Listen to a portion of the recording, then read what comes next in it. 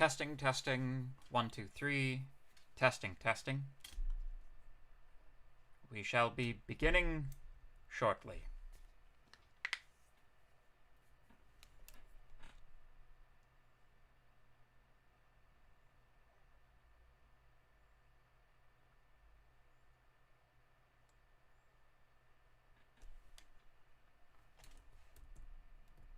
That's good. Excellent.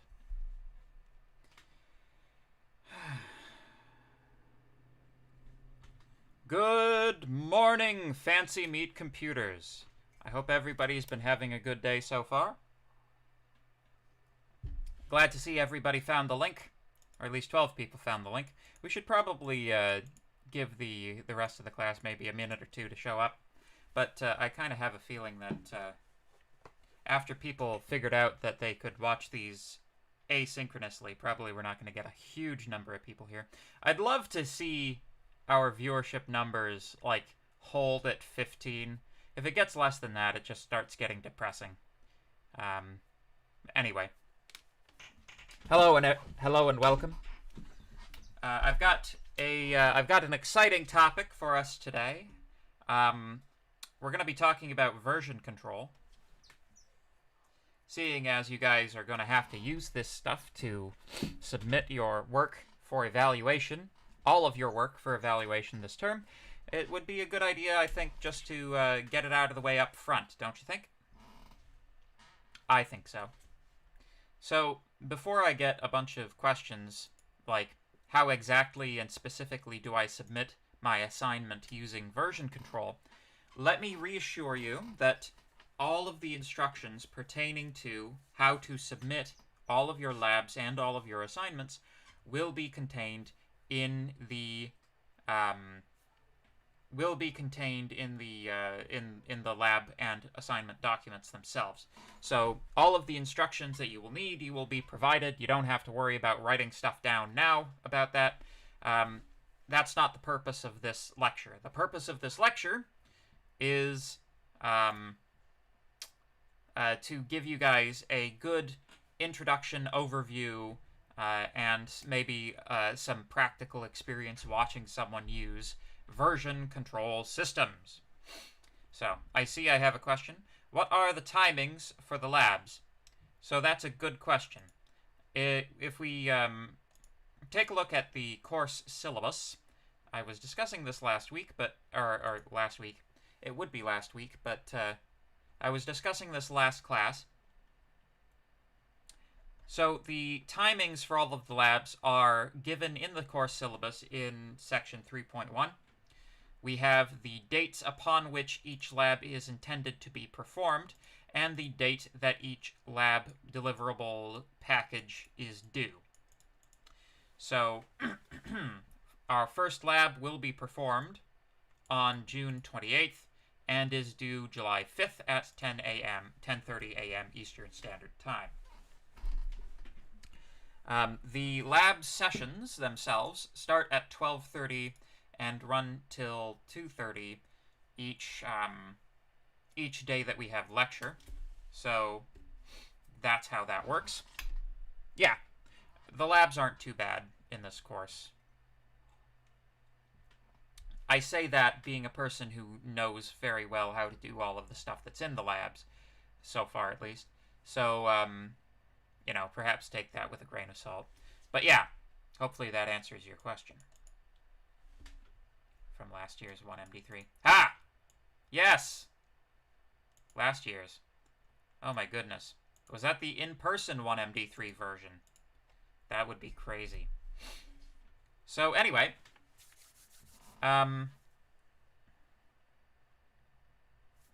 might as well get right into it.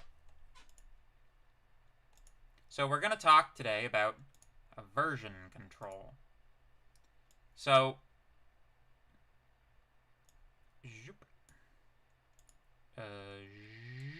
there we go. I got a lot to get through, so we'll get right into it. Topic 2. Version control.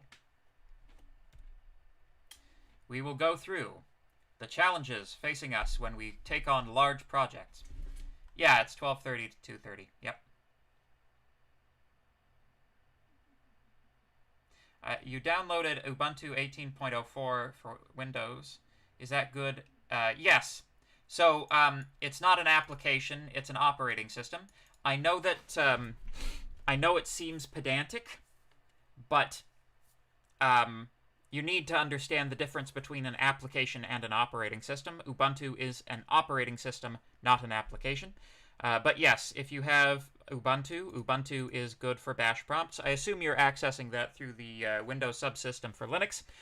The Windows subsystem for Linux is an emulator, right? It's emulating Linux inside of Windows. It's actually not completely distinct.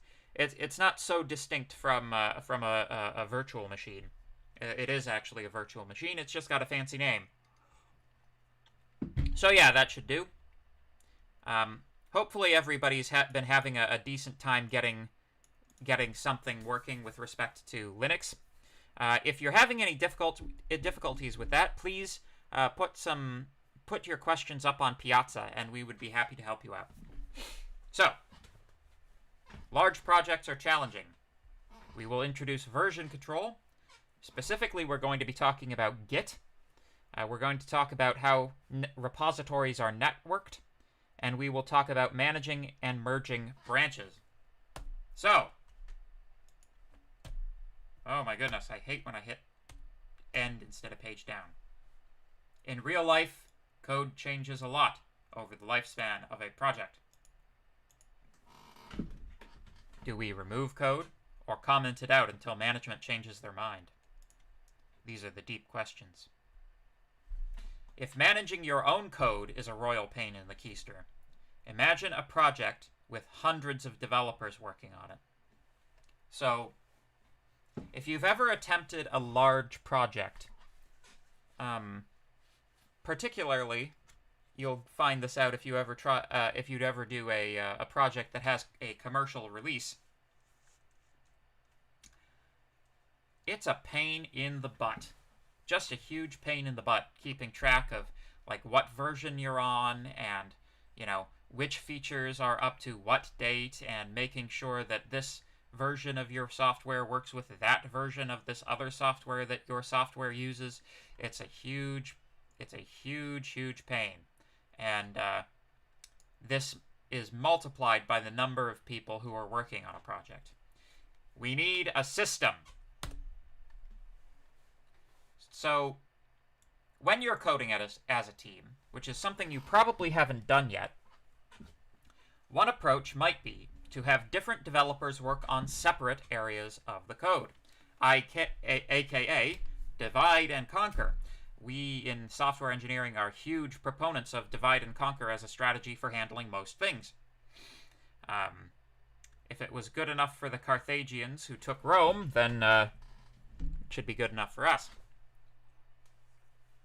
In practice, this is actually pretty common. One developer would work on one component of the code, like a library file or a particular class or a particular function, and the next developer would work on some other part, etc., etc. This style of doing things is known as code ownership. So each person owns a different section of the code. They all work on their code, and nobody bothers anybody else's piece of the code. There are some pros to this. Developers don't make changes in overlapping areas of the code. People kind of are more inclined to stick to their lane. When people stay to their lane, there are fewer bugs that are generated, because bugs are often generated by not knowing what's going on in the code you're working with. And developers build expertise within an area of the code and can make changes faster and can do updates faster. If you have a high degree of familiarity with, some area of the code, if, you're working on this area of the code 5 days a week, you're going to gain a certain familiarity with it. And if somebody says, hey, I need this now, you can be like, yep, and type it up. The problem, of course, is that one, coding projects don't always break down that easily. It's not always obvious that a coding project would break down into those nice, clean categories. To some degree, figuring out how to break a coding project down into sort of strict and delineated areas so as to support divide and conquer, that is a super, super important aspect of your job as a software engineer or a software programmer. Computer scientist. I'm not teaching an engineering course here. Pardon me, computer scientists. Number 2, we're trusting people to stay in their lane, and trusting people is always a bad idea. And 3, at a certain point, the various components will eventually need to be integrated. It's all well and good for, John to work on the front end and Sally to work on the back end, but sooner or later, the front end and the back end have to be talking to each other. So whose job does that become? Thus, the problem of multiple developers working on the same code is unavoidable for large projects. In addition, there is also the bus factor to consider. The bus factor is a measurement of the risk resulting from information and capabilities not being shared among team members, derived from the phrase, in case they get hit by a bus. So, the general idea is that if you have,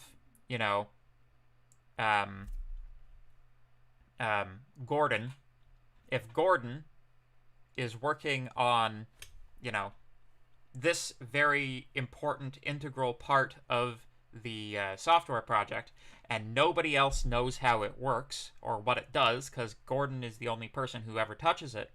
If Gordon is hit by a bus and dies, that piece of code no longer has anybody who has any idea how it works or what it does. And the other sad truth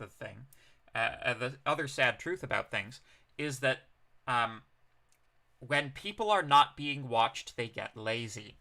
And when you get lazy with programming, what that means is not doing comments, not putting things in standard constructions, because that's more work. So, when people are permitted to just stick to their one area of the code and only work on their area of the code, and nobody ever asks them what's going on in it, and nobody ever looks at it, what happens is the people have a tendency to write that code in such a way that they're the only person who could possibly understand it. So, from a project management standpoint, this is pure poison. Modern problems require modern solutions. Enter version control. Version control systems manage changes to code and related files in repositories, colloquially known as repos. Repositories make it very straightforward to keep your files up to date with the latest changes. When changes are committed to a repo, a new version of the files is created. So you have a repository. A good way of thinking about repositories is as a system for super saving your work. We have it hammered into us from birth that save your work frequently, right? Save early, save often. It's actually test early, test often, but it works for saving too.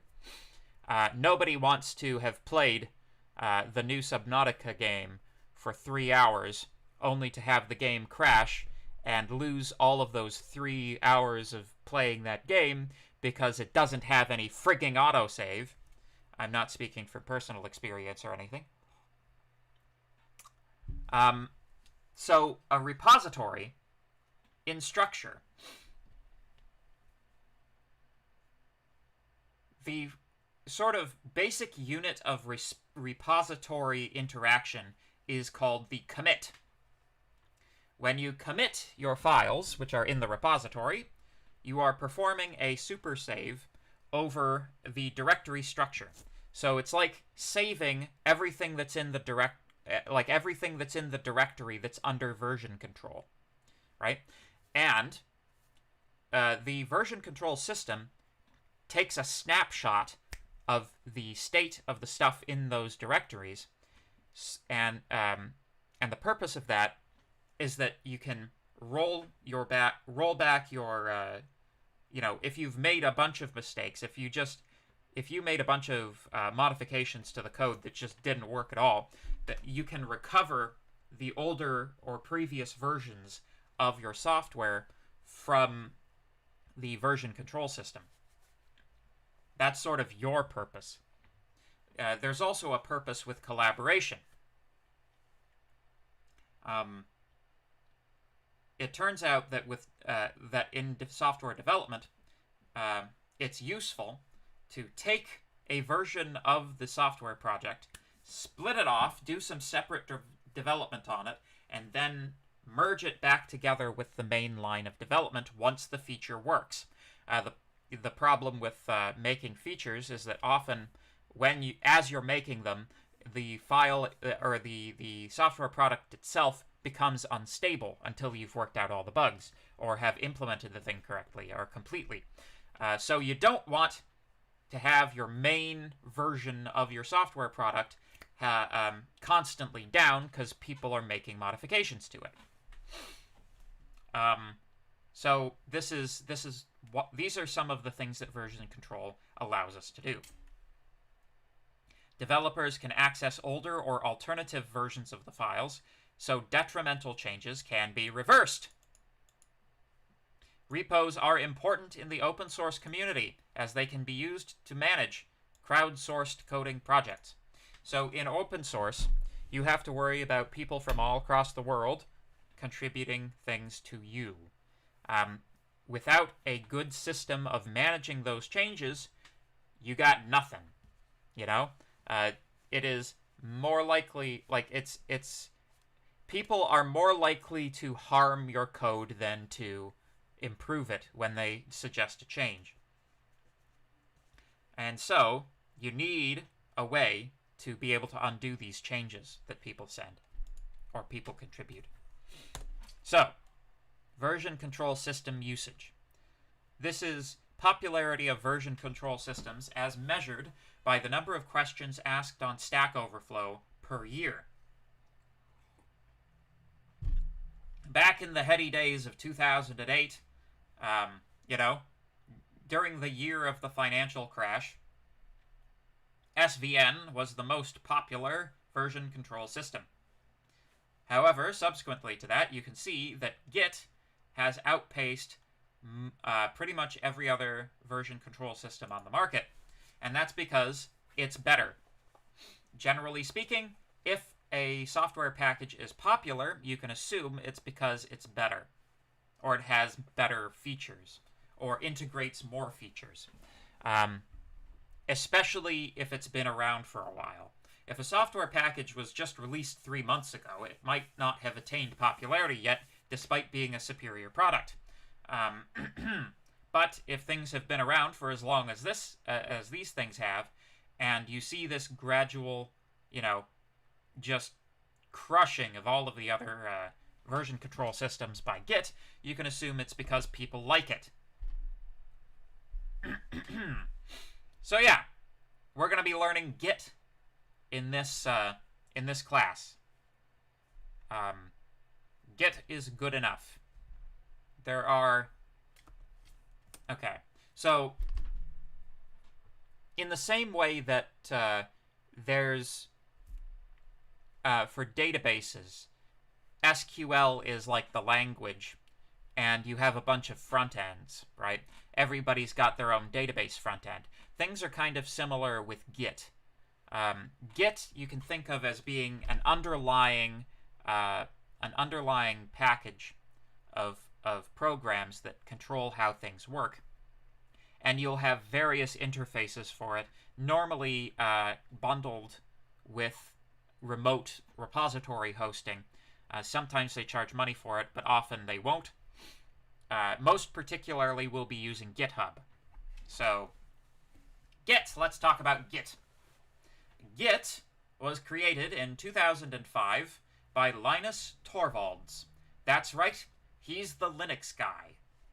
He named it Git because it's British slang for an unpleasant person. You can see that Linus himself may be considered by some people to be an unpleasant person. Apparently, people found him to be a Git during coding projects. So, he solved it. He solved the problem of him being a butthole to all of his co-workers in the most Linus Torvalds manner possible. He created a software system to get them to stop complaining. Incidentally, the word Linux is Linus Unix, so he named Linux after himself. And he also he claims to have named Git after himself. So that's two extremely major software entities that exist in the modern age that have been named after this guy, that he named after himself. It would be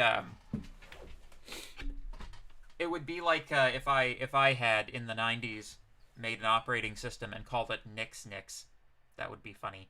But anyway, today the most popular way to obtain a Git repository is through the internet service GitHub.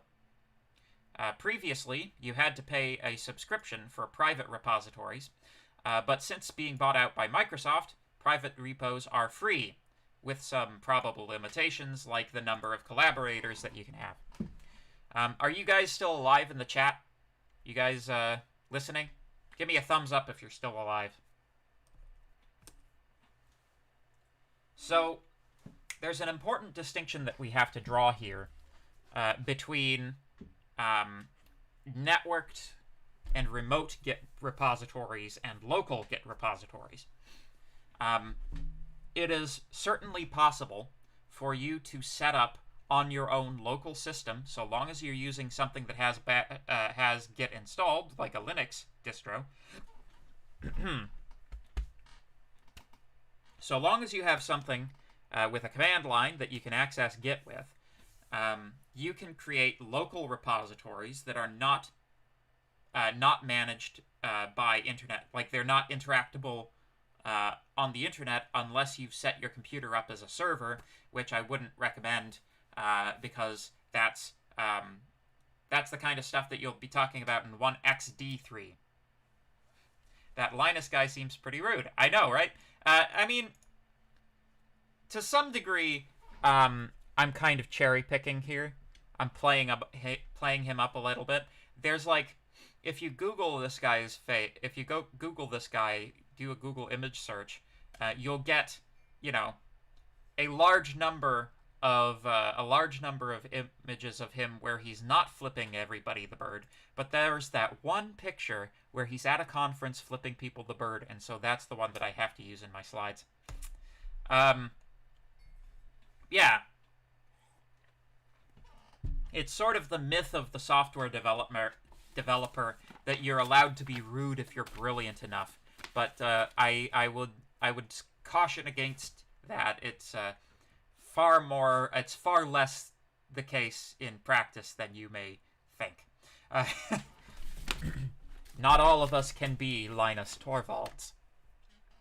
So, previous version control systems followed a traditional client-server model. The big difference with Git is that it uses a distributed model. Though in practice, a server will still be necessary to coordinate the distributed clients. So, why are there so many tech guys named Linus? I don't know, it's a classic nerd name. I don't know. It's like if your parents name you Linus, what choice do you have? So, traditional, think, what's the game all these people are playing these days? Think Fortnite, think Among Us. This is the traditional client-server model. You have a computer somewhere that is administering requests from clients. The server itself holds the repository. The distributed model, think blockchain, think Bitcoin. Actually, it's interesting. The original Dark Souls game, Dark Souls 1, did its multiplayer via a distributed network. So there was actually no central server for the original Dark Souls, which is why when they shut down the multiplayer for it a few years in advance of releasing the remastered version, clever people were able to whip up a quick patch that reinstated the Dark Souls multiplayer for the PC version, because it was a distributed network, so fundamentally the processing power was all people's individual computers anyways. There are definite advantages to the distributed model.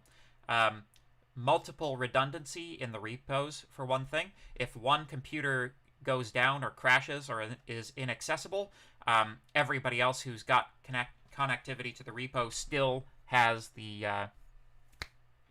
still has it. So that's good. But anyway, so that's how Git works as compared to traditional things networked. So, getting started. Even if GitHub is hosting your repository, you will need the software installed if you don't want to do everything in a web browser. So let's actually take a look at GitHub. GitHub.com. Ta-da! So this is me having been logged in to my GitHub account. If you don't have a GitHub account, you'll need one, so please sign up for one this week. You will need it next week, so sign up for a GitHub account. Once again, the way that we are expecting you guys to submit your work to us is by setting up a private repository on GitHub, filling things out and committing them. We will pick up your submissions, because you're going to give our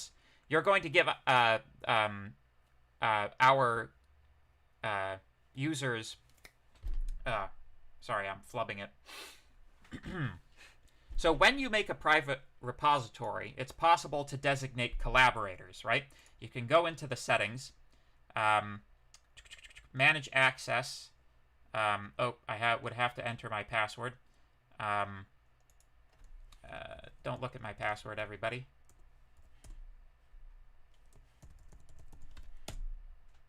Incorrect password. I'm gonna have to do the forgot password thing. What a pain. Anyway, so you can manage the access, who has access to your GitHub, your private repositories here, in the settings, and basically just give myself and the TAs access to your private repository, and that way we'll be able to collect your submissions. Incidentally, if you do not make it a private repository, if you make it a public repository, we will assume that you are getting help with your assignments, and that will be considered academic dishonesty. So your source code is private, especially on the exam, but also on the assignments and the labs. So the work that you're doing in this class is expected to be individual in nature. So private repositories, please. If we see anybody giving us a public repository, we will say, give us a private one, or else. And we're also going to check periodically that you don't change them to public. It would show up in the history anyway, so don't worry. We would get you. But anyway, so that's the browser-based version, right? It's actually possible to do pretty much anything that you would want to do with a GitHub repository from this interface. However, part of the point of this course is that you guys learn how to do stuff in the command line, so we're also going to show you how to set up a Git repo from the command line. If you don't have Git installed, this is how you get it from this web link. In general, GUIs, that is graphical user interfaces, are fine to use, but command line is usually faster and can be integrated into scripts, etc. A professional software developer is expected to understand how to use the command line version. This is expected and required knowledge if you have any intention of getting a job doing this, which, you know, while the 1MD3 class, the 1MD3 class, that's like general programming for the general public. But now we're starting to get into this is how you be developer, right? You must, so hypothetically, for most of the people in this class, you would have some idea that, you know, software development in a more serious sense would be a career goal, you know? Even if you're not, like, looking to become, you know, grade A full stack developer, you know, senior software developer or whatever. Maybe you're just taking this to be able to, you know, use software more effectively, or maybe you're just taking this to learn C because, you know, your 1MD3 professor said repeatedly how much he preferred C to Python. At any rate, you should have an idea that these are skills that you would need professionally at this point. So, to create a new Git repository, we shall, let me just get into my folder that I'm going to use. Boop, doop, doop, doop, doop, doop, boop, boop, boop, boop. There we go. Boop, boop, boop. 1MD3, what am I thinking? I'm still in my last week brain. Code, sure. Make directory topic 2. There we go, topic 2. So, nothing in this directory. This is a blank directory. Let us create a Git repository. Git init. Initialized empty Git repository in home/nic/documents/mcmasterteaching/1xc3/1x33 summer 2021 code topic2.git. And you can see nothing has changed. This is not actually true. If you enable the option which views hidden files, you can see .git. The .git folder has been created. If we navigate into it, you can see we've got a bunch of information that has been created. You don't have to worry about this stuff. You just have to use it. But it's a hidden file so that it's not... Basically, they hide the folder so that you don't mess with it directly. The idea is, it's kind of like making variables private in a class. You don't want... basically, Linus Torvalds doesn't want you messing with his precious Git setup, so he hid it from you. You only need to interact with it through the Git tool itself. So, files and folders with the dot prefix are hidden files. You can view it with ls-a. There we go. So, Git workflow. Here are some general procedures for working in a repository. These are applicable also to other version control systems. Although the names of the commands would change slightly. In a repository, files and directories are either tracked or untracked. Only tracked files and folders are a part of the repository. Files and folders must be added to the repository manually. As you work on your files, periodically commit your changes to the repository. Again, think of this as a super save. If you're working on a networked Git repository, which is probable, you have to also push your command to the push your commits to the network. Doing this every time you commit is a good idea. Commit early, commit often.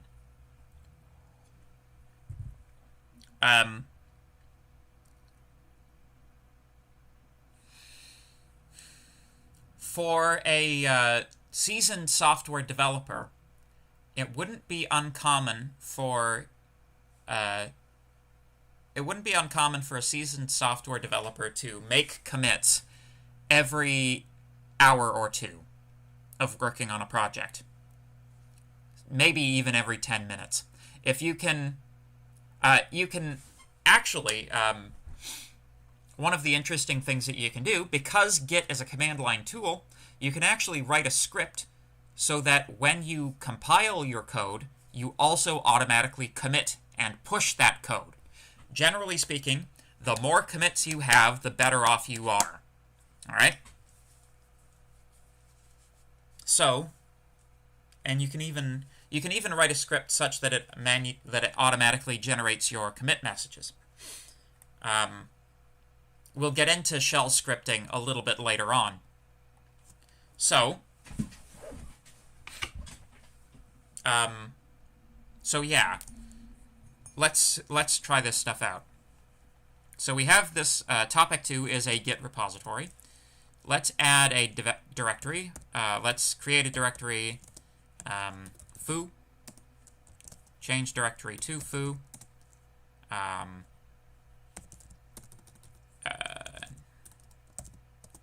Nano bar.txt. I am the very model of a modern major general. Save that. And let's create a third file, baz.txt. Nano is it's an in-terminal text editor. I don't recommend it for anything, like I don't recommend it for C development, because it's just like, because all of your functionality is through keyboard shortcuts. It's got a bunch of them at the bottom, but you know, it's just kind of a pain in the butt. If you were going to spend the time learning one of these text editors, I would much prefer you to learn Emacs. In fact, why am I not even using Emacs? Emacs, baz.txt. Yeah. So this is Emacs. Emacs is the text editor that thinks it's an operating system. So, I've information, animal, vegetable, and mineral. Control X, S is save. There we go. So if we take a look, we've got baz.txt and foo, the folder. Cat baz, there we go. So the thing that we have to now do is add these things to the repository. The way that we do that is git add, and then you either specify the file name, or if you want to add everything, you can use regular. You can use the regular expression style file name, like, what do you call those? Wildcard characters. So asterisk is a wildcard character. If you do star.txt, that's all files with the .txt extension. If you just do add star, that means everything. Files, folders, everything. So, now that we've added the files, we can git commit to push these files into the repository. We're performing the supersave. If you don't specify a commit message, it'll prompt you for one. In my case, it's using nano. So, initial commit. There we go. 2 files changed, 2 insertions. So we have created baz and bar.txt. And there we go. How are we doing so far? Give me a thumbs up if things are going well, if you're getting this so far. It's not too bad, right? Not too bad so far?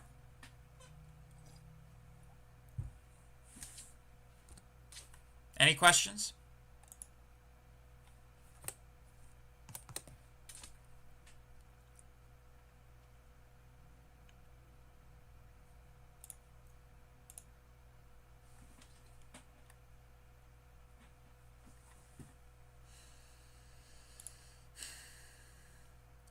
So, just a quick question, actually. Am I preaching to the crowd here? Do you guys largely already know how Git works?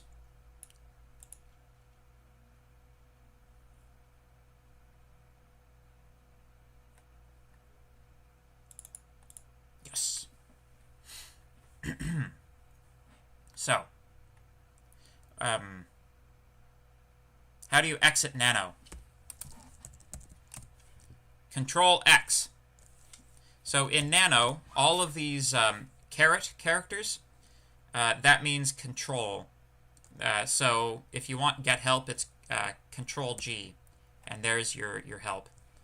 Control X is close, and Control X is exit. No? Cool. Excellent. Well, if this is new for at least one person in the class, you have no clue what's going on. Oh, I mean, okay.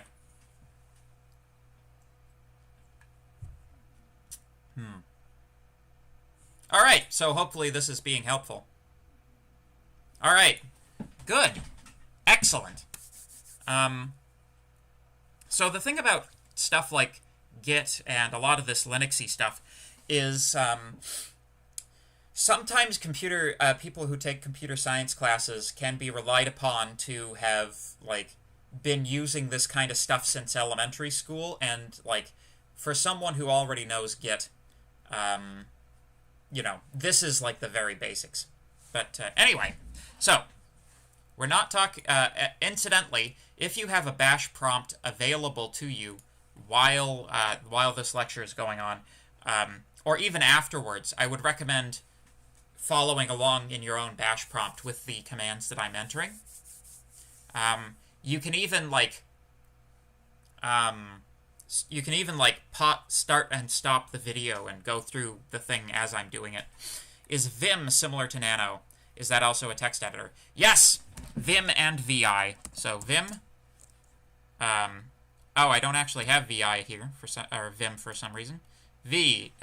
Yes. So VI improved. Just type VI, and here it is. And this one's a little different. You have to hit I to get into insertion mode, and then colon, then I think it's escape. How does it work? It's kind of, this one's weird. Like, I don't recommend VI for anything. I don't even remember how to quit it. Use Emacs. Just use Emacs. I'm just going to crash that terminal.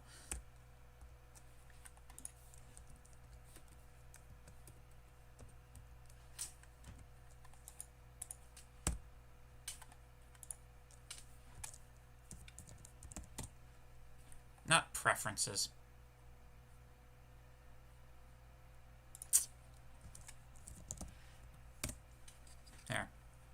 There we go. Documents, master teaching, 1XC3.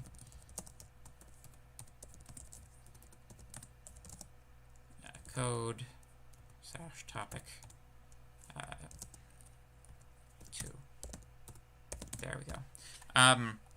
You can do basic stuff like add and commit. Don't know anything about push and pull. Aha! Escape key. Yeah, okay. Yeah, I know, but you have to be in command mode to hit :Q, and I forget how to get into command mode from edit mode. But anyway. And this is despite the fact that when I was taking a course on C programming way back in my day, I did all of my programming in Vim. Because I was a nerd. Okay. So, anyway. So, git add file name. This is a command.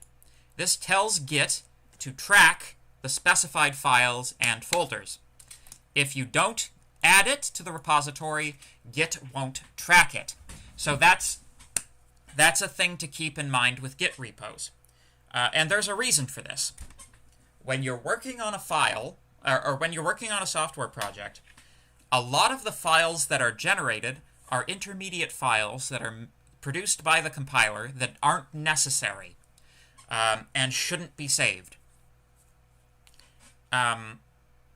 In Git, you have the option of adding or not adding files, and the idea is that you add only those files which are useful and interesting. So source code files, possibly executables, although even executables may not be appropriate to be added to a Git repository. Executables, like binary executables, sometimes need to be recompiled for various systems. So putting it into the repository, especially if it's a networked repository, is like saying, okay, here's an executable. I don't know if it's going to work for you, but here you go. And that's likely to create conflicts as well. You want to avoid conflicts almost at all costs. So, like this is the scenario, right? If I have a program that I compile and I include the binary,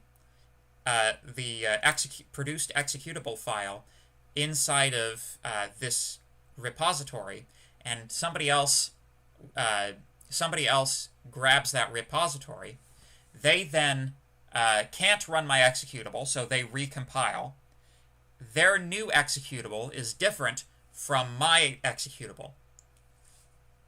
When they try to commit their repository, there's going to be a conflict between our two executable files.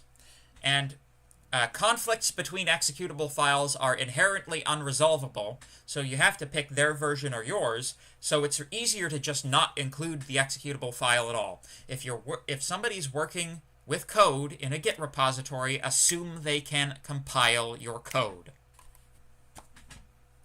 And if they can't, leave instructions. So anyway, you can add multiple files as well. So for Git, if you want to git add baz.txt and foo, you can do it that way as well. These are already under version control, though. So we also have git commit. -m means specify log message. Commits everything in the working directory and all subdirectories. Commits expect a log message, which can be specified using the m flag. If you fail to provide one, Git will open up a text editor like Nano, because you probably just forgot, right? Descriptive log messages are important! Important like good commenting habits. Very, very. So, Git. So the other thing that's interesting about Git is that it will only save changes when there are changes. So if I commit now, having made no changes to the file, m no changes made. I have one untracked file, nothing added to commit but untracked files present. So it tells me there's a file that that's not being tracked, but there's nothing to commit, essentially. So if we make a modification, so emacs baz.txt, I know the kings of England, and I quote the facts historical from Marathon to Waterloo in order categorical. There we go. Now the file is modified. If we commit, made some changes. Changes not... On branch master, changes not staged for commit. All right.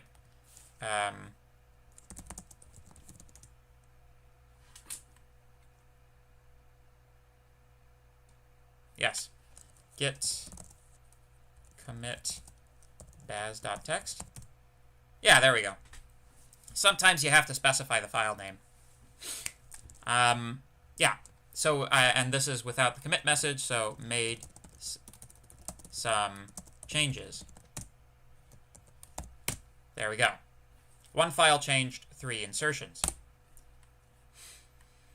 So, it tells you not only that a file is changed, but the type of change that has happened, right? So, in this file, I inserted 3 lines, one of which was blank. So it says 3 lines have been inserted. If I were to have deleted lines, that would also be indicated. So that's cool. We know that's cool. That's cool stuff. So, don't be this guy. Don't be this guy. As the project drags on, my git commit messages get less and less informative. Created main loop and time control. Enabled config file parsing. MISC bug fixes. Code additions, edits. More code. Here, have code. Right? Yeah.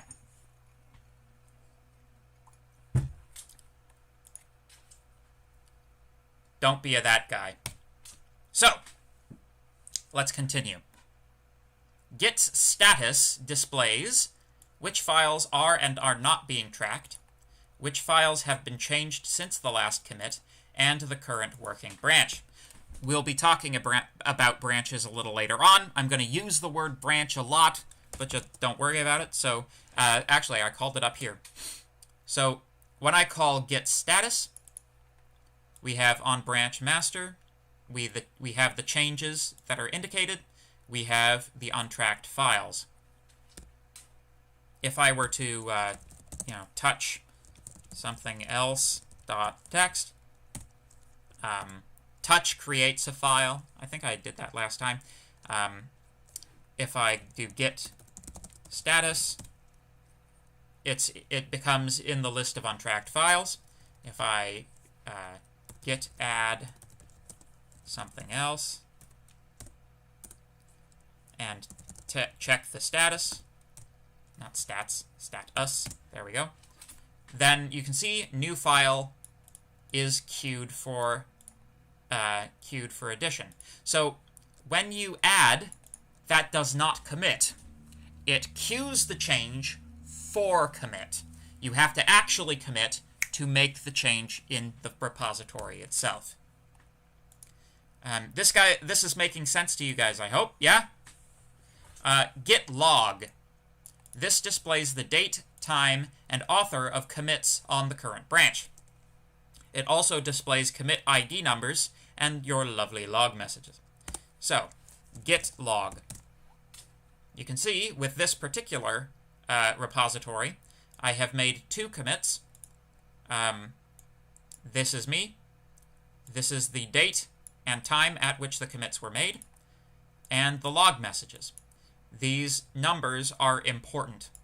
So this is possibly the most useful, well, I wouldn't say the most useful. One of the extremely useful pieces of information that you get from this are these ID numbers, which you cannot get this information any other way, even from just remembering what you did. These are necessary if you want to backtrack through your commits. Okay? Git checkout changes your tracked files to the specified commit or branch. You can use this to undo changes and navigate the repository. So, git checkout, this guy, this ID number, copy, paste, there we go. Git checkout. Note, checking out that, you are in detached head state. You can look around, make experimental changes, and commit them. You can discard any commits you make in this state without impacting any branches by performing another checkout. So basically, you're in sandbox mode. If you want to create a new branch to retain commits you create, you may do so now or later by using the B with the checkout command again. So if I were to ls, you can see something else isn't being tracked, right? So it didn't get rolled back. But if I were to cat baz.txt, you can see we're back to I have information, animal, vegetable, and mineral without the rest of the stuff that was added. If I then want to get back to the head of the branch that I'm on, git checkout master. There we go. Now, if we cat baz again, it's got all the stuff in it. So that's how you rewind time. And obviously, the more times you've committed, the more points you have at which to travel back in time. And, you know, that means that you have a greater degree of utility with this. Finer resolution, shall we say. So yeah, I have just taught you time travel. You're welcome. Yep, that's time travel. Cool. So, head, master, Snape? That's a joke. The master is the default branch created with the repository. So when you create a Git repo, there is one branch in it, and that branch is called master. The head of a branch is just the most recent commit. Checking out a branch automatically takes you to the head of that branch. So if I had, branches A, B, C, and D, if I were to check out branch C, that would bring me to the head of that repository. Once I'm in that branch, I can then check the Git log, and if I want to roll back within that branch, I can grab the one that I want to go back to and grab its ID number and then enter that in, and bing, bang, boom! Navigation. Cool. So, I'm going to ask for questions again. If you don't have any questions, a thumbs up would be appreciated. How is this so far? Are we, is this making sense? Am I blowing your minds? I'm trying to present this in a reasonably down-to-earth manner. Getting the information this way should be easier than getting it from the man page. Incidentally, Git totally has a man page. Git is a fast, scalable, distributed revision control system with an unusually rich command set that provides both high-level operations and full access to internals. There you go. Quit. How you guys doing?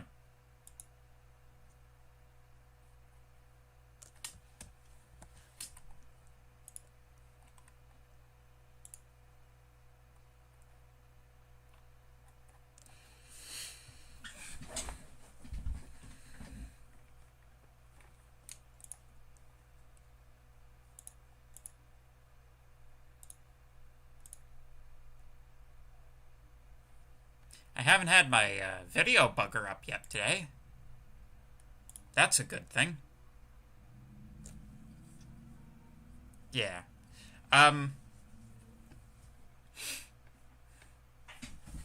Yeah. Is there a list of all these Git commands somewhere? Yes. Ooh, that would be a useful thing to have for this course, is like quick reference for the commands.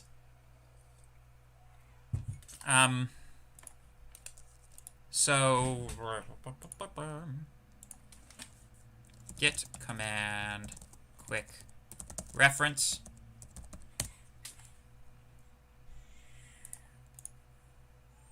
Git cheat sheet. Oh, that seems good. Ha-ha! I have found... Okay, this is getting linked to. This is getting linked to. I'm going to put a link to this in Avenue. Yep. Yep.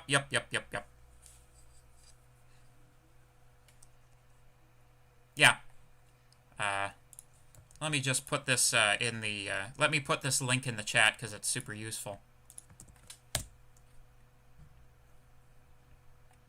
Cool. All right. So anyway, getting back into the... Yep, here we go.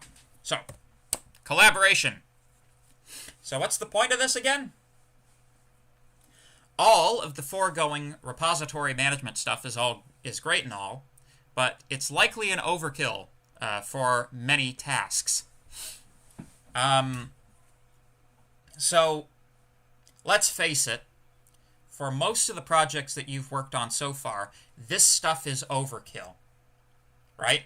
If it's just you working on, your snake game in Python that you wanted to make a little game in Python to test out your skills, and you made Snake. For something like that, this type of stuff is probably overkill. That being said, what we're talking about here isn't really this isn't just a tool. This is a philosophy of software development, right? And if you can adopt this philosophy of software development, you're going to integrate much more easily into the broader software community for the purposes of producing software, which means getting jobs. And B, your own ability to program will be improved drastically. So there's a difference between people who can code some and people who are programmers. And the difference is programmers know this kind of stuff. This is the arcane knowledge. So hopefully this is good. But anyway, it's more applicable than you think. Many projects of significant size would benefit from this approach. One example of that is my thesis is being done inside of a repository. It's not software. It is a document. But it's being done using version control. Because, that's life. Because it's useful. It's useful to be able to have this type of stuff available. Where things come alive is the ability to network your repository. I'm gonna do an internet. So, here are 3 basic commands for being able to use networked repositories. So, git clone. This creates a local instance of a remote repository. Git push transmits your commits to the other networked repositories. So push is like, here's my stuff. Take my code. That's what git push is. And git pull receives commits from the other networked repos and checks out the current head. So to clone a repo, you first have to know where it is and what protocol you're using. Here are a couple of different types of addresses that you can use. SSH and Git and hypertext transfer protocol. If your repo is being hosted on GitHub, they have a handy button that you can use to get the correct URL. So on GitHub, GitHub, if you click this button, this green button, it'll give you, this is the Get My Code button. You can either download a zip, which is for losers, or you can clone the repository, which is for winners. When you clone the repository, think of the version that GitHub has of your repository as being separate from your own. You have to push your commits so that they'll show up in GitHub. So, let's just copy that bad boy.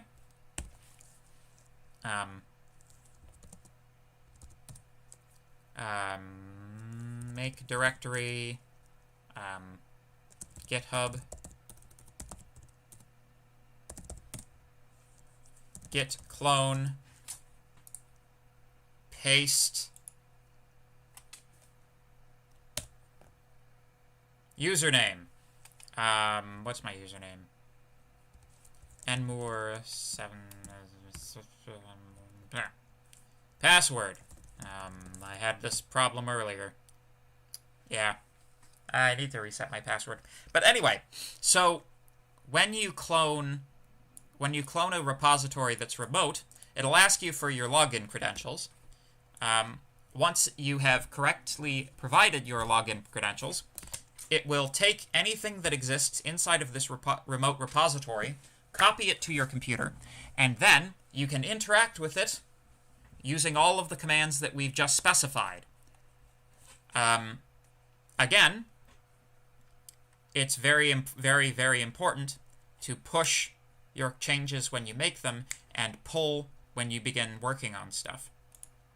So, yeah. Collaborative workflow. When working on a project with smelly humans, it is courteous to A, always push the latest changes, always pull the latest changes before you start working. So, when you start working in the morning, or at any time, whenever you start working on a project for the day, if you're starting a work session, pull the latest changes. It's no good for you to be working on old, out-of-date versions of the code, right? Because if you're working with someone else, if you're working on an old version, they may have changed that old version, and you're going to create a bunch of merge conflicts. And merge conflicts are the devil. You don't want merge conflicts. Second, always push your changes promptly when you're finished, or in the middle of when you're working on it. Document your changes, period, exclamation mark. Documentation is so critical. It's critical because you are trying to work with other people. Think about if you've ever seen the Gordon Ramsay Kitchen Rescue, Kitchen Nightmares television program. It's this. If you don't know who Gordon Ramsay is, then you obviously haven't been paying attention to meme culture. But he goes into restaurants and fixes these restaurants so that they don't bankrupt themselves because of they're so terrible and the food's so terrible. And like a good 70% of the time, the problem that's causing this restaurant to fail is the fact that people aren't communicating. People just do their own little work, and they're doing their own little work, and not talking to anybody, and nobody knows what anybody else is doing, and they can't coordinate anything, and it's because nobody's talking to each other. Document your changes, period. Okay? Any major changes, such as a new feature, should be made in a separate branch and then merged back into master when the new feature is mostly complete. In case of fire, git push, git commit, git push, leave building. Cool. So, any questions about that?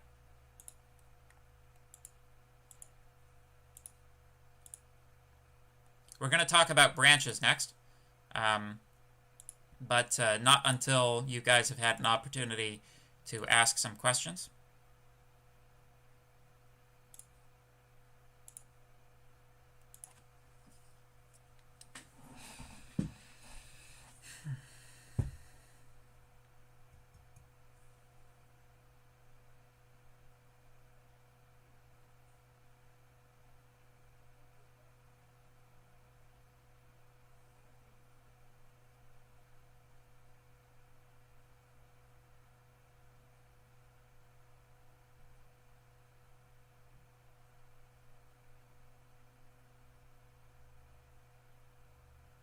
Give me a thumbs up if you have no questions. Give me a thumbs up, please.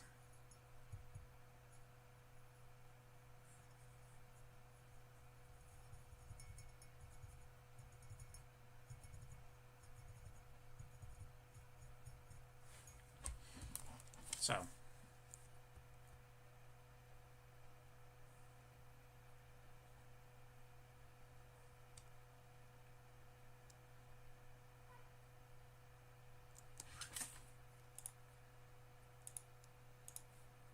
Okay.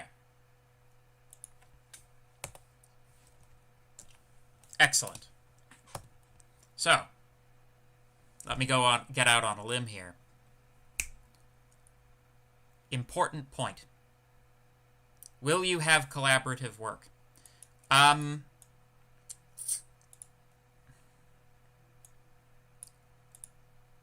Maybe in the course of one or two of these labs. Maybe. We'll see. To be completely honest with you, the labs are still a little bit up in the air. A lot of the lab material is being generated this semester. It's not being pulled from previous semesters, so we may work in some collaborative work, but we'll have to see. We'll have to see about that. So let's talk about branches. Let me go out on a limb here. It is your job to keep master stable at all times. This is an axiom of software development. The master branch in your Git repo should be stable at all times. What does that mean? That means you need to not modify it in such a way that bugs are produced. Master is considered your, it's like your final working copy, right? Your final working copy, or not necessarily final, because, you know, the thing about these software projects is, like, these things are developed for very long periods of time, right? You know, something like Linux, something like Ubuntu, has been in continuous development since its inception, right? So let's talk about it in the context of Ubuntu, right? If you want to make a change to Ubuntu, the operating system, and that change, like, in order to make that change, you have to develop that change. And in order to develop that change, you're going to break things and then fix them. That's how development works. If you're breaking master and making changes, and, you know, if master is not stable, anybody who downloads the repository while you're working on master, they're going to get a broken version of your code. This broken version of your code is going to be, well, let's just say it's the height of bad manners to give other people broken code to work with. Adding a feature or even general development will often break things for a while, and pushing broken code into master is the height of bad manners. I think I misspelled height there. Once your branch is finished, you can merge it back into master often with minimal effort. So the idea is, you open up a branch, right? You make your modifications inside of that branch, and then, once that branch is finished, you merge it back in with master. This way, different people's changes remain isolated throughout development. So, multiple people can have multiple branches open on, you know, various features that they're working on, and at the end, everybody's can come together and be merged together. Assistant Branch Manager. Branching is easy. You just type git branch and give it a name. This creates a new branch with the given name. You have to switch to the new branch manually if you want to use it, though. So, let's try it out. Topic 2. There we go. Git branch.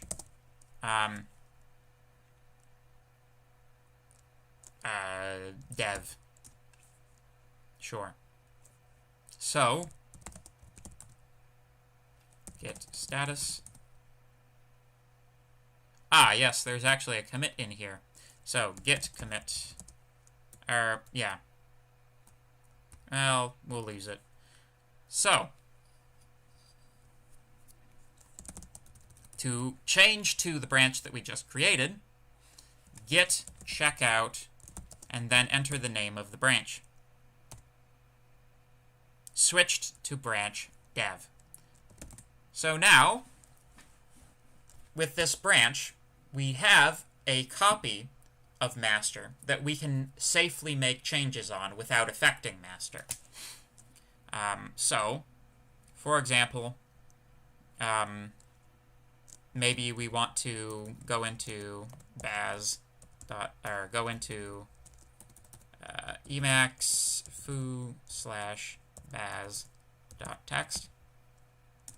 Oh, I should spell Emacs correctly, shouldn't I? So,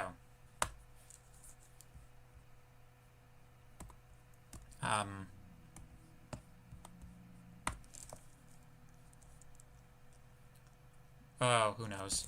Just random stuff. Random stuff!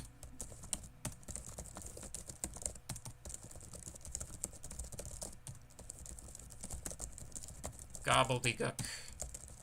There. Okay. So that's a file.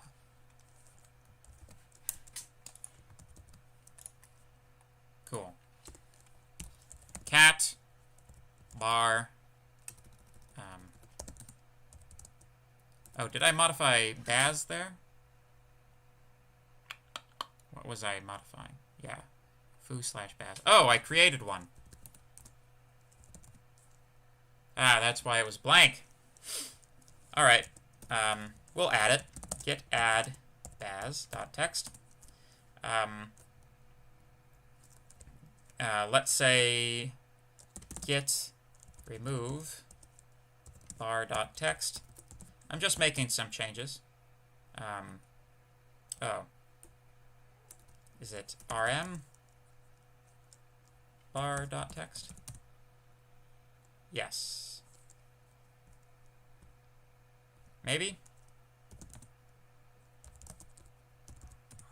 cd git status. Yes.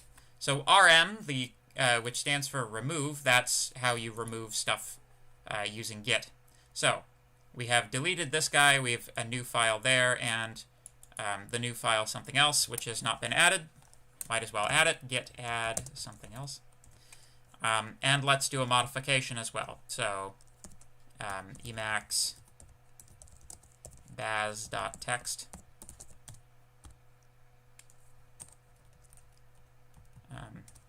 I'm very well acquainted too with matters mathematical. I understand equations, both the simple and quadratical. There we go. So we have some modifications. Git commit a bunch of changes.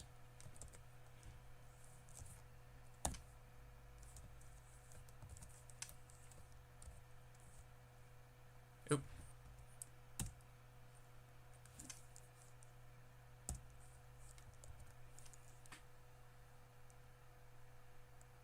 So, git commit. Just use the message log, you stupid person. A bunch of changes. There we go.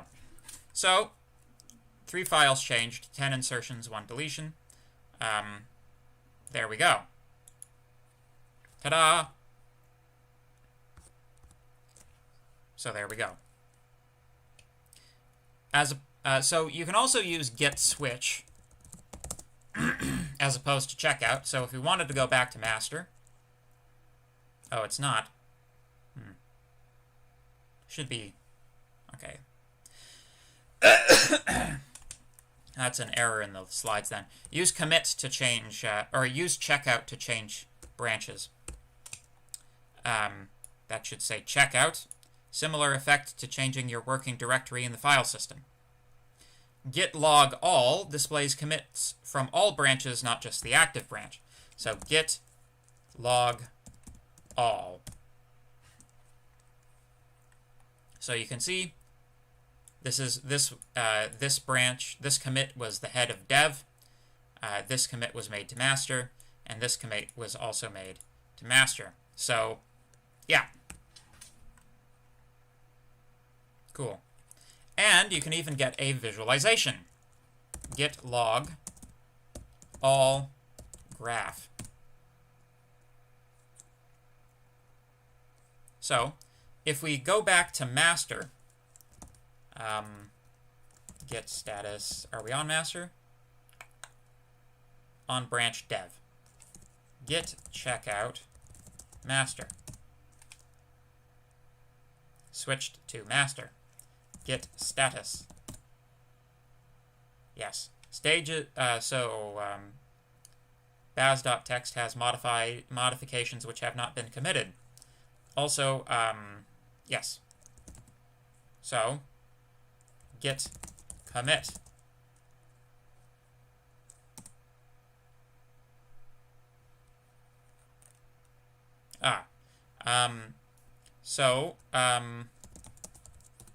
Cat. Let's see what's in there. So these changes have transferred. That's interesting. So let's make it different. Let's get it baz.txt. Get it is another one. This is GNU edit.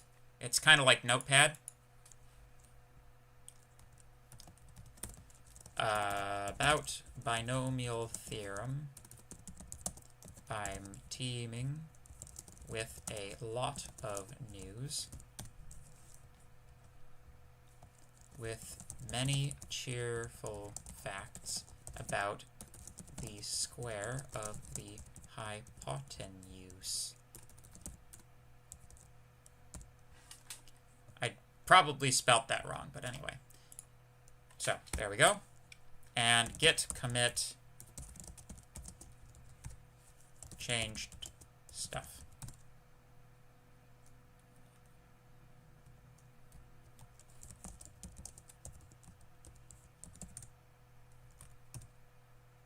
There we go. Baz had to be added for some reason. So, there we go. One file changed, 3 insertions. Now, if we go git log all graph, you can see we have differences. So this branch is now different from that branch. We have a commit after this commit that was made to master. So that's going to be a problem. So,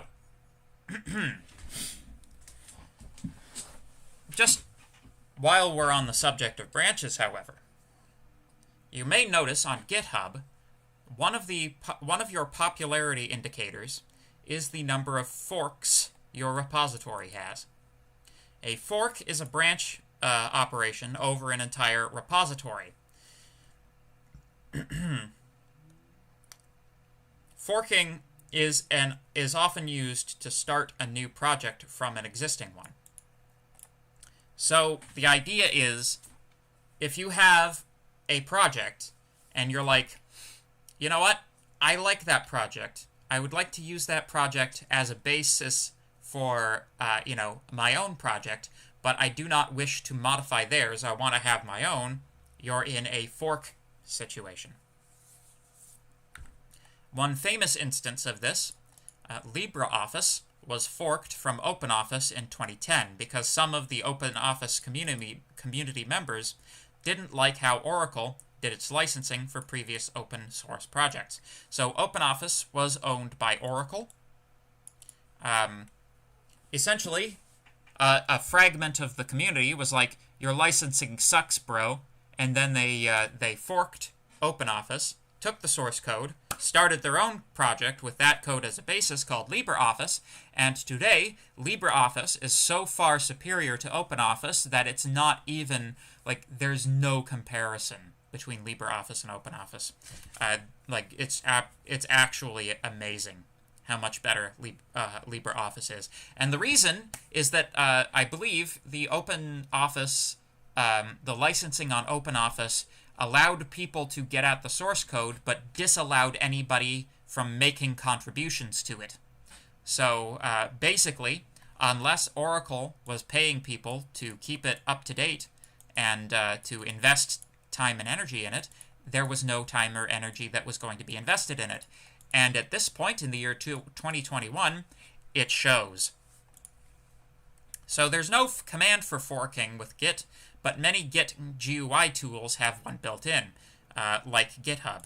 So let me just go back to GitHub for just a hot second. So you can see up here you have your popularity indicators, right? Oh my goodness, stop. There we go.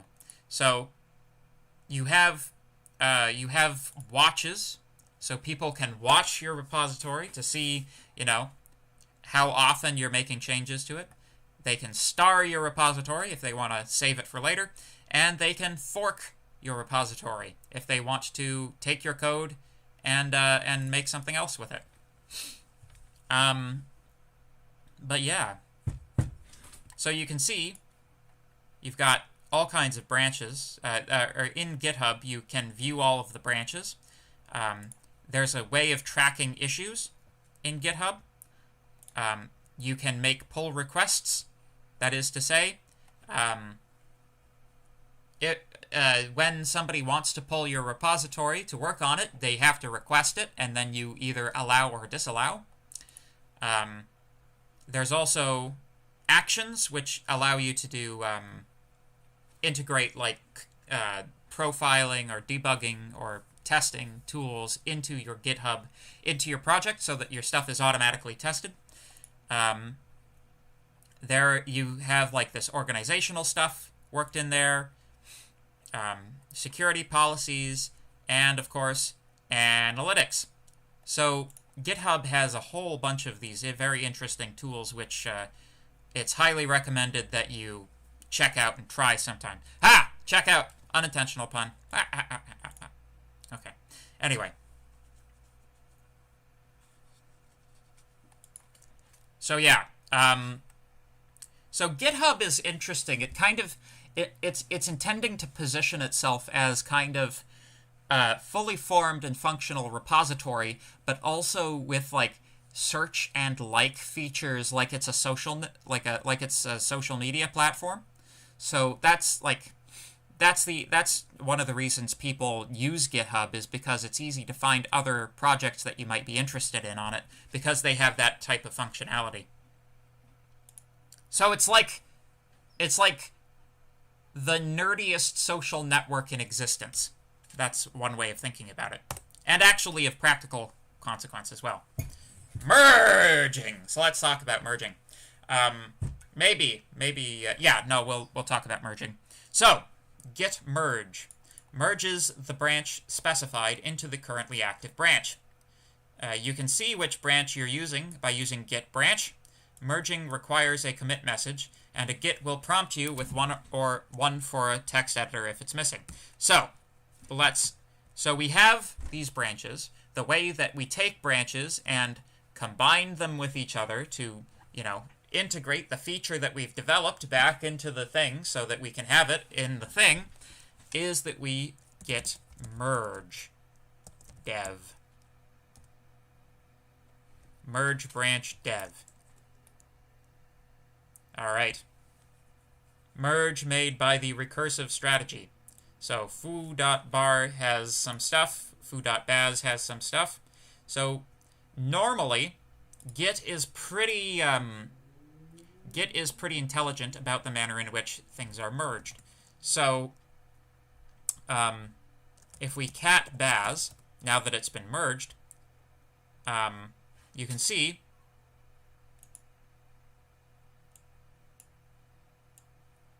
we've got the master version. So let's go into let's cat baz.text here. Yep, that's fine. Sometimes text editors create backup copies and save them to your file system. That's what the tilde one is. So if we go to foo and we cat this, you can see that's the stuff that we got, that we made in the dev branch, but now we are in branch master. So,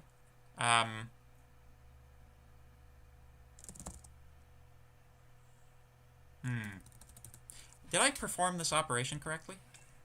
Maybe. Yeah. All right. So, merging requires a commit message, and Git will prompt you with one for a text editor if it's missing. In the same way that this is the case for a regular commit. Git is pretty clever at merging branches, but there is always the possibility of conflicts. If the changes are in different files or in different branches, then the merger is trivial. If the changes are in different parts of the same file, the merger is trickier, but it will probably work. If the changes are in the same part of the file, Git probably won't be able to figure out how to merge these files. So,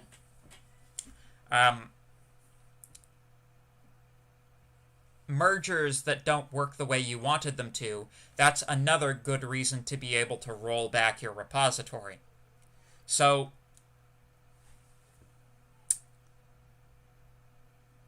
merge conflicts are a big deal, a very big deal. Ask your TA, Mark, how big a deal merge conflicts are, because right now he's doing a co-op at the same time as TAing this with IBM, I believe, and basically one of his duties is cleaning up merge conflict, and it's a job.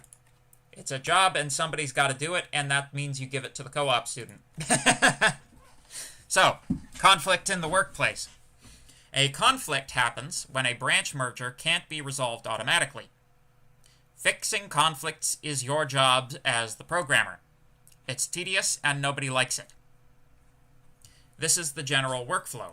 When a conflict occurs, Git puts something like this in the file with the conflict.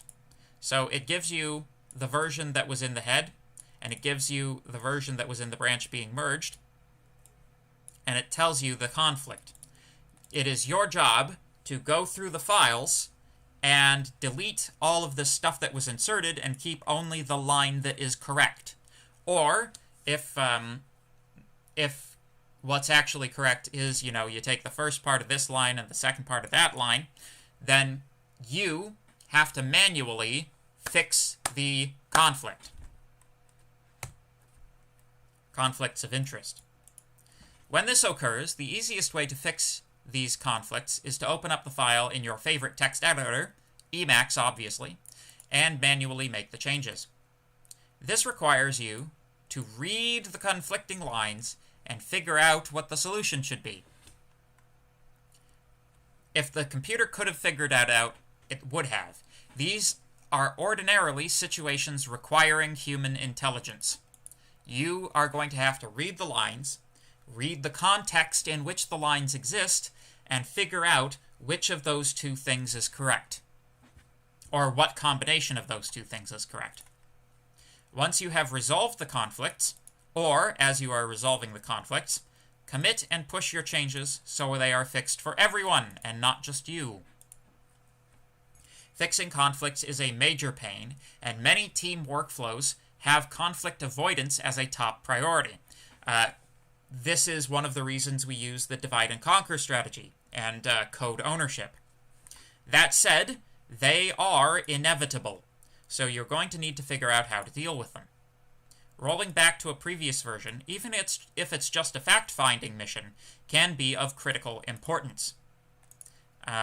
Keep in mind that the merging is done primarily by an automatic algorithm, and just because it's good doesn't mean it's perfect. Conflicts are certainly a way of showing you how the merge process isn't perfect, and it's possible.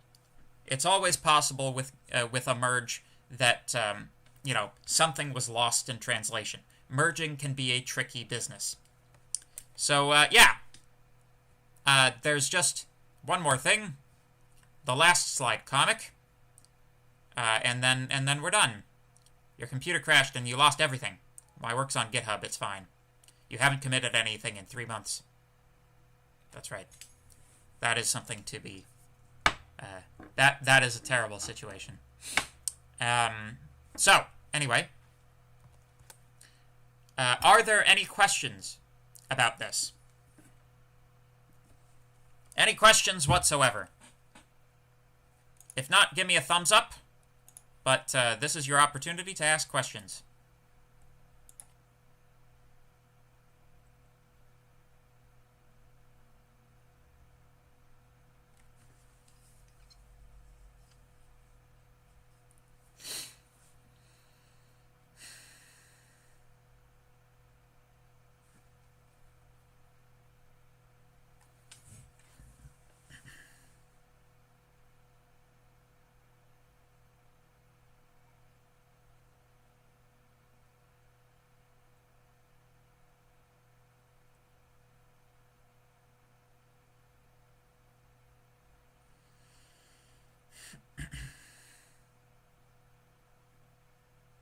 Alex says thumbs up. Excellent.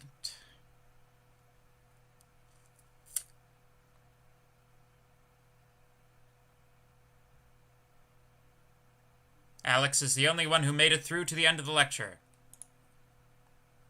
Yeah, actually, we've had a decline in viewership as things have been going on, eh? Yikes.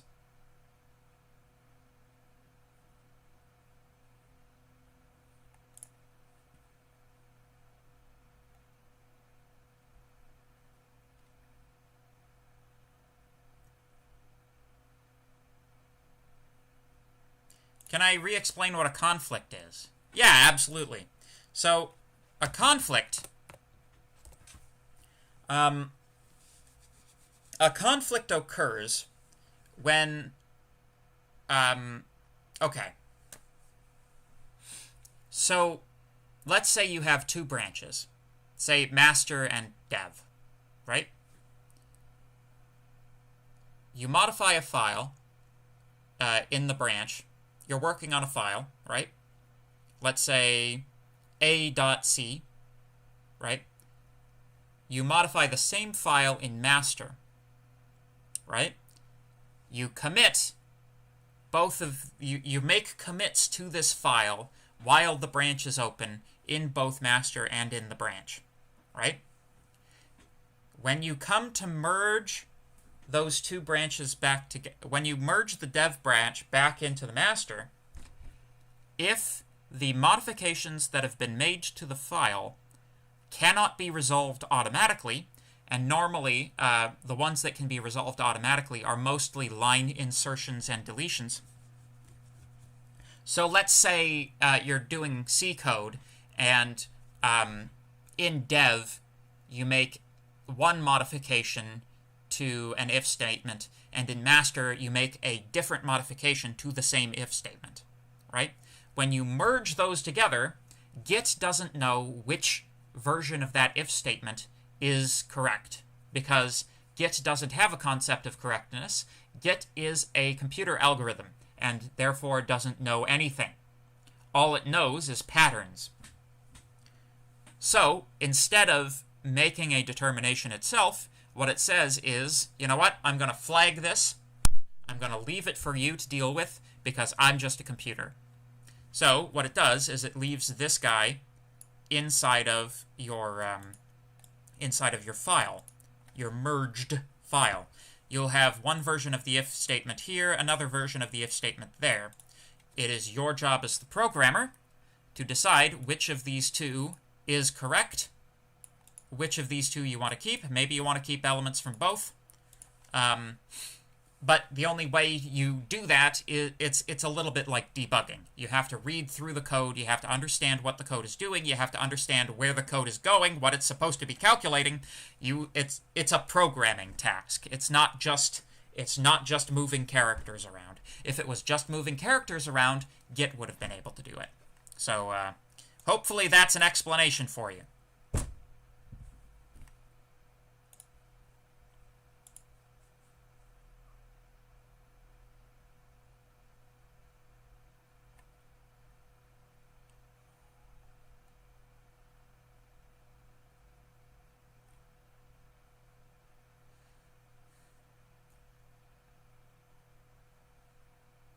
So unless it's adding or deleting a new line, you can't merge without conflicts. So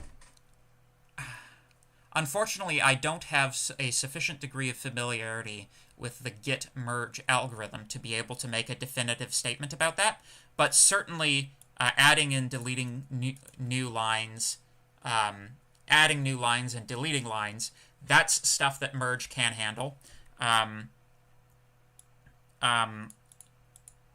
With any particular thing, it's kind of like whether or not there's going to be a merge conflict is, it's like, to some degree, not predictable. Like, you should, it is if you have a full understanding of of Git's merge algorithm, but, you know, from our, you know, first year computer science course understanding of things, just think about it like for any particular change, Git could run into a merge problem or it could not. And if it does, it produces a conflict. Does that make sense?